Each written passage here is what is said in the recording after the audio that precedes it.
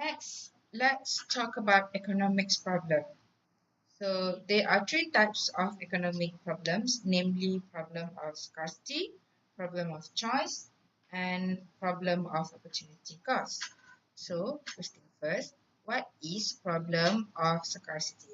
So problem of scarcity occurs when the goods and services are limited compared to man's unlimited wants and needs, meaning that um, the things that we want, the items that we want are unlimited. Unfortunately, the resources to produce the things that we want are limited. For example, human needs food to survive, but there are limited resources to produce food. So in this case, uh, food are the scarcity.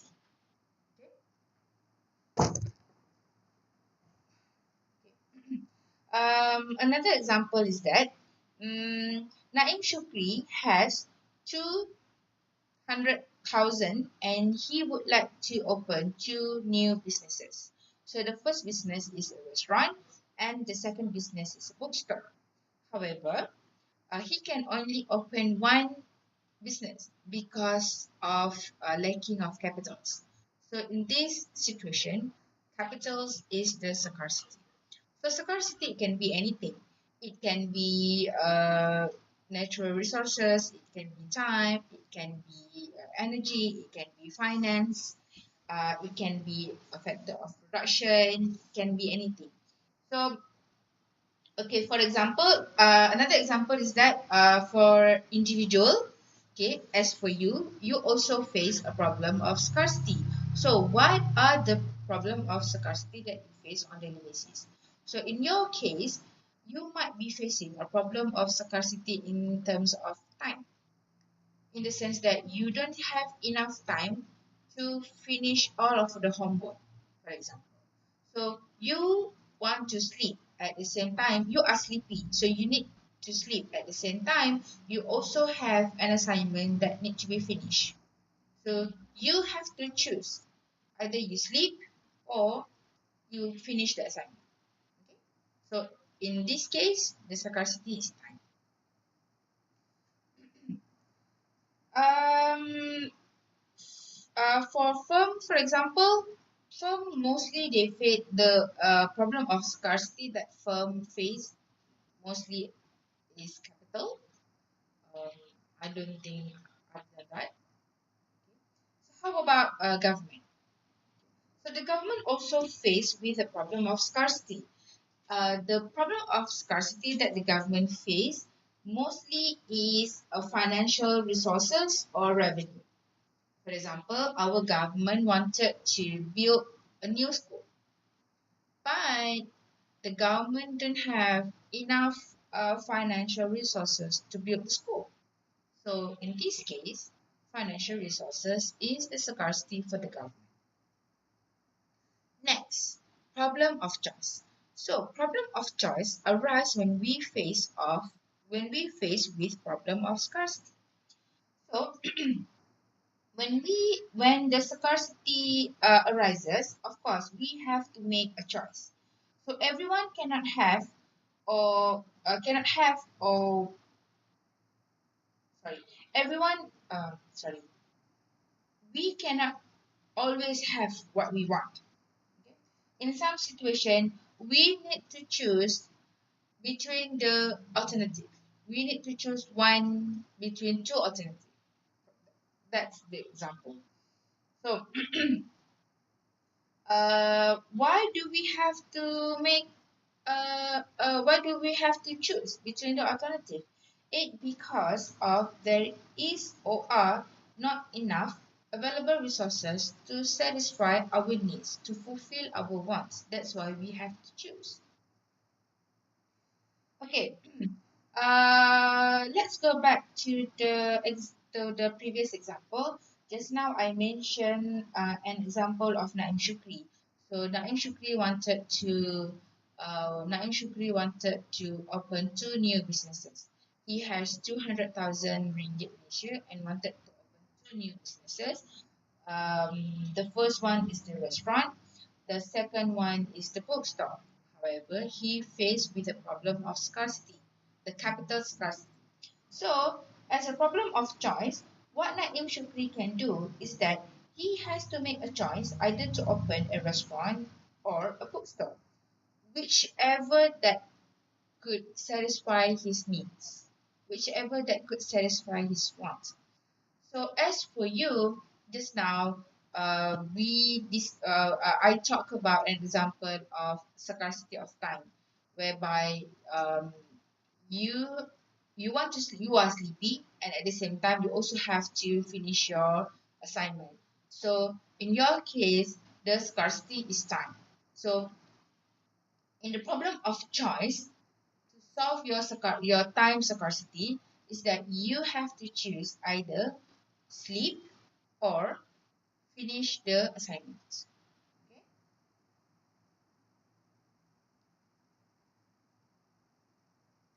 Okay. So we have to make a choice between the desired goods and service. And we also have to make a choice between the usage of resources for the present and the conversion of resources for the future. Okay.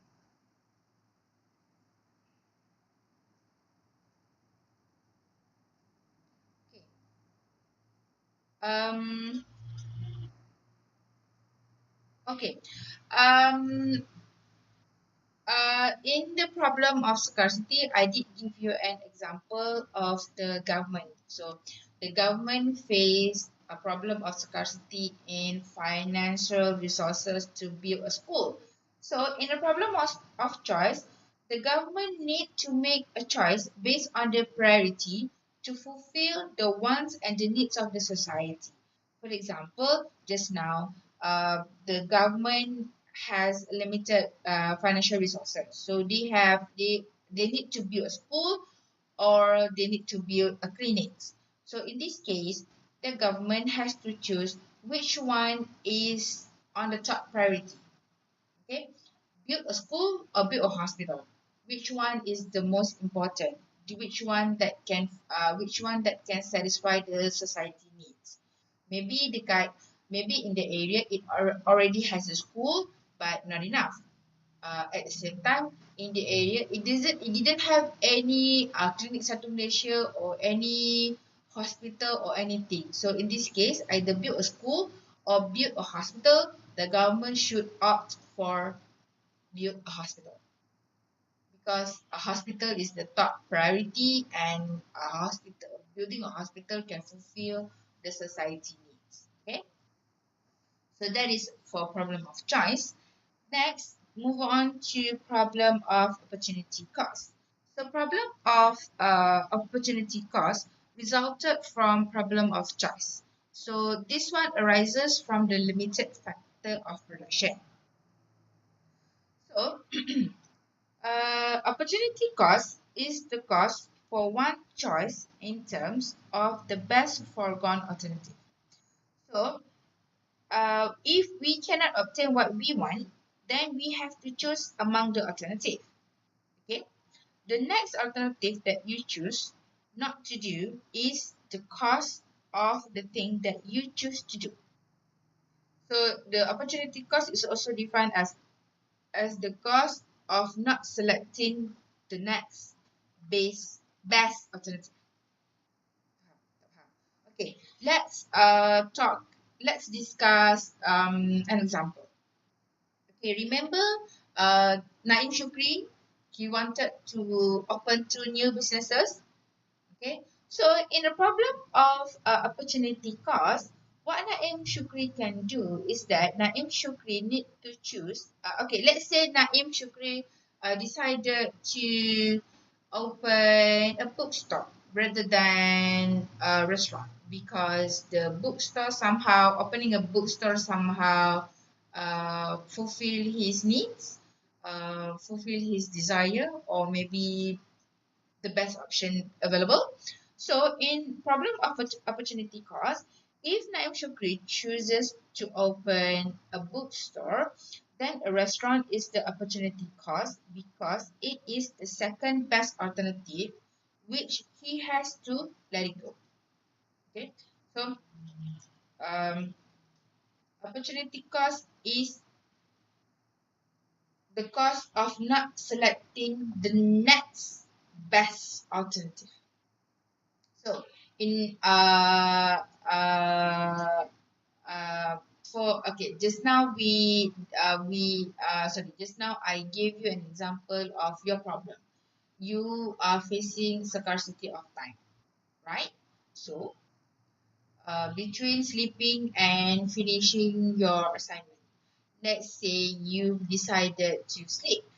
So in this case, in your case, um, the assignment finishing thingy is the opportunity cost because that is the next best thing that you have to let it go. Okay.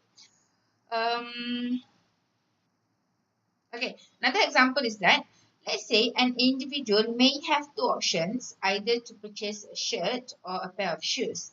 So if the person chooses to purchase shoes, so the opportunity cost is the shirt that he or she is not able to purchase. So like the next best thing. Okay, let's see.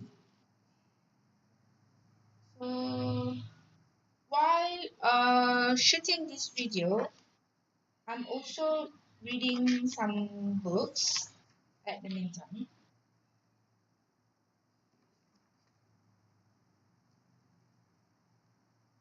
I think that's all for economics problem. Yeah, I think that's all.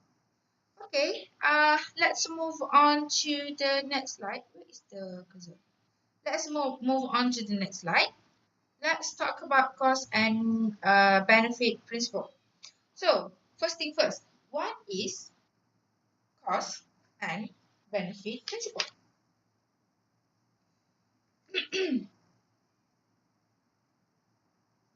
Okay, cost and benefit principle uh, is a situation whereby an individual or a firm or a society or the government should take an action if and only if the extra benefit from taking the specific action are at least as great as the extra cost. What does it mean? Okay. Okay. Let's. Okay. For example, last week class, I gave you an example of building an ERL, right? So let's say the government lack of funding. They wanted to build an ERL, but they are lacking of funding. So let's see. They still wanted to proceed with building an ERL despite the cost of despite the cost of the construction is high.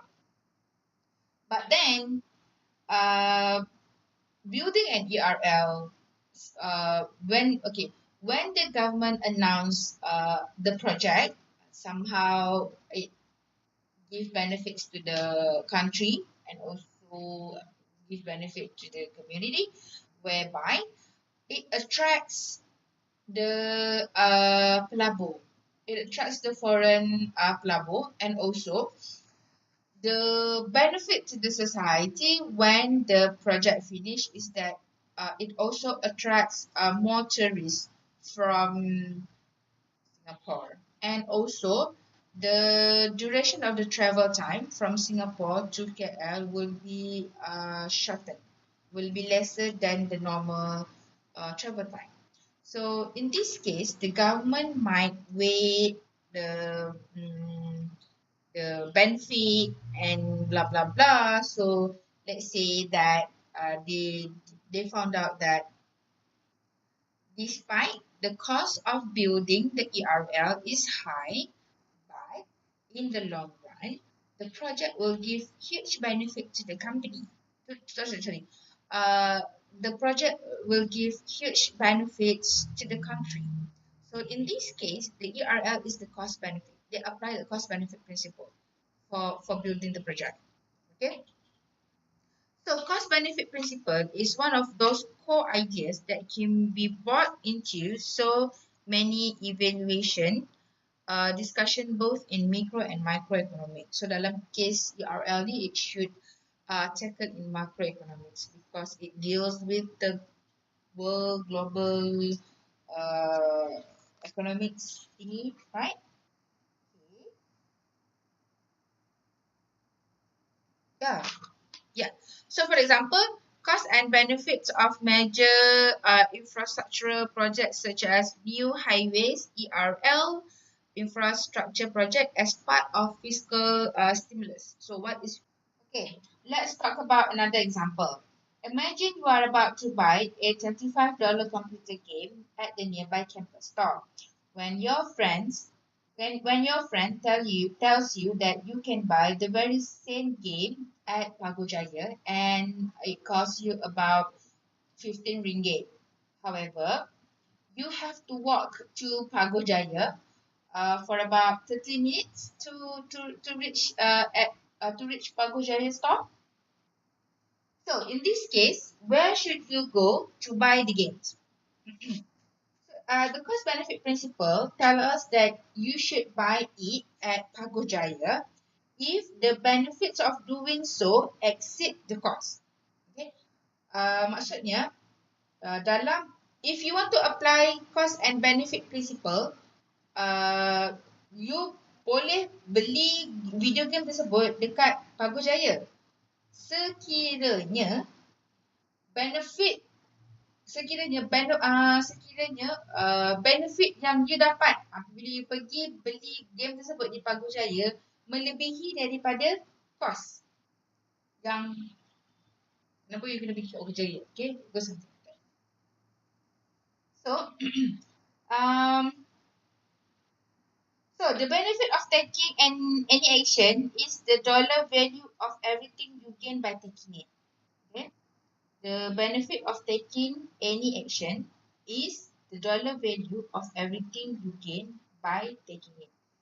Here, the benefit of buying downtown, sorry, here the benefit of buying the games at Pago Jaya is exactly RM 10 ringgit.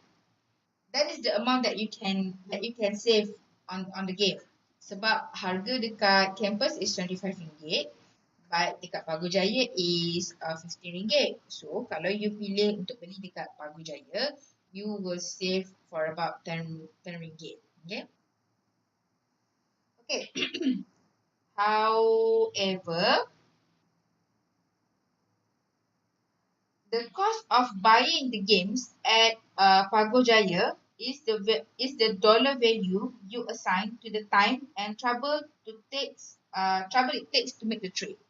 So berbaloi tak you nak save RM10 on the games dengan masa dan kesusahan yang awak akan alami nak ke Pago Jaya. You have to walk out like 30 minutes to Pago Jaya. So berbaloi tak you nak save RM10? Okay, itu yang dikatakan sebagai costnya. Okay.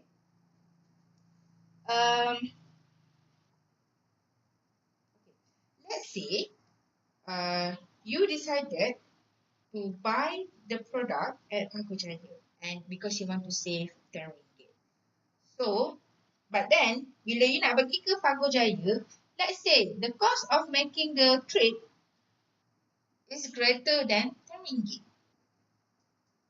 So dalam kes ni tak berbaloi lah awak beli dekat Pago Jaya sebab kos yang you nak spend untuk pergi ke Pago Jaya tu melebihi daripada kos yang you dapat jimatkan sekiranya awak beli game tersebut dekat campus.